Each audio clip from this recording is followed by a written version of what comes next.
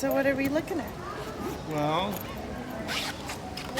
Joshua ran off somewhere excitedly, and Sarah went to look for sweatshirts.